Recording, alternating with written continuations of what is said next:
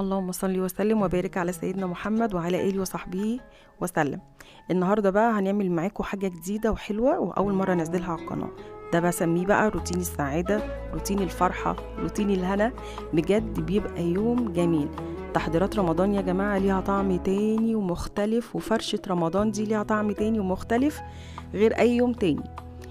وبتعملي كل حاجة وتحسي ان انتي فرحانة ومبسوطة وانتي يعني بتعمليها كده بمحبة وفرحة. وربنا يجعله رمضان سعيد علينا يا رب وعلى أمة المسلمين جميعا.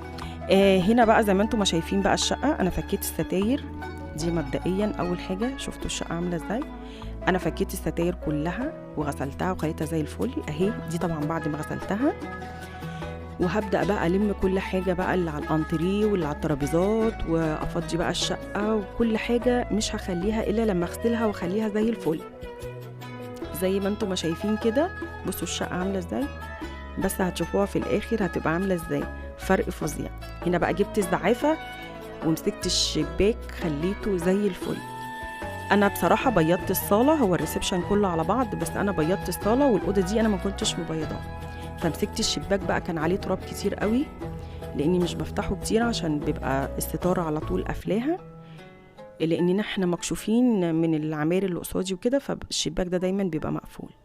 فمسكته بقى فرصه ان انا شايله ستاير وموسعه وكده، مسكت الشباك خليته زي الفل، ومسكت الزعافه بقى ونضفت بيها الحيطان والخشبه بتاعه الستاره، وبدات بقى ايه ألمع وكده زي ما انتم ما شايفين. طبعا بقى بصوا الروتين دوت انا بحبه وبستناه، وبيبقى بصراحة ببقى مبسوطة جدا وانا بعمله.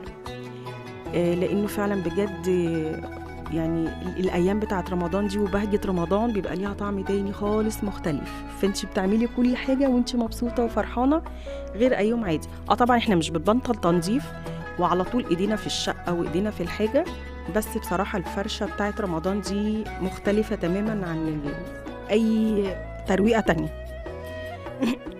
هنا بقى مسكت الزعافة بقى، ابتديت بقى برضو اعمل برضو فوق البلكونة الخشبة بتاعت الستارة اهيت، ومسكت الأوضة خليتها زي الفل. زي ما انتم شايفين كده اهو. عملت الحيطان كلها ومسكت بقى الانتريه نفضته كله، وشلت الشلت بتاعته اهي ونفضتها بقى كويس. بصراحة ما خليتش حاجة في الشقة ما عملتهاش، هي هادة بس بتقعدي بقى بجد في جو بقى هدوء كده ونظافة. وطبعا بقى بتبقي فاضية يعني بنقوم نروق برضو كل يوم.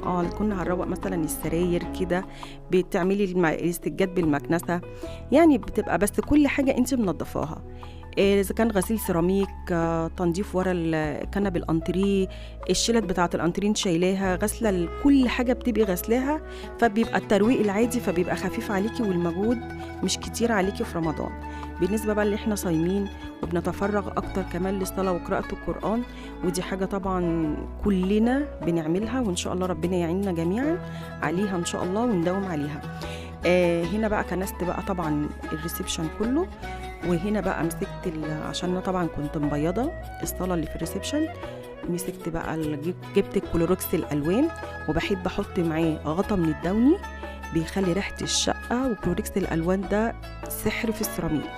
طبعا بقى فضلت ماسكه بقى عندي المقشه ديت خشنه مش ناعمه، انا عندي الاتنين الناعمه والخشنه، مسكتها بقى السيراميك كله نزلت عليه غسلته كويس، وزي ما انتم شايفين بقى كده مسحته مسحه. بصراحه انا اتهدي حيلي كام يوم، وانا عارفه ان انا منزله الفيديو ده متاخر، في ناس طبعا منزله قبلها بقى ب10 ايام وكده، بس انا بصراحه على ما خلصت كنت مخلصه امبارح. وانا كمان انا حابه ان انا افرش قبل رمضان بيوم او بيومين، بتحسي كده بزهوة رمضان في دخول رمضان.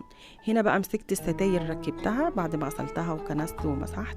طبعا مش هي دي المسحة الأخيرة، أنا بمسح المسحة ديت وبعلق بقى الستاير وبلمع كل حاجة زي ما انتم ما شايفين كده.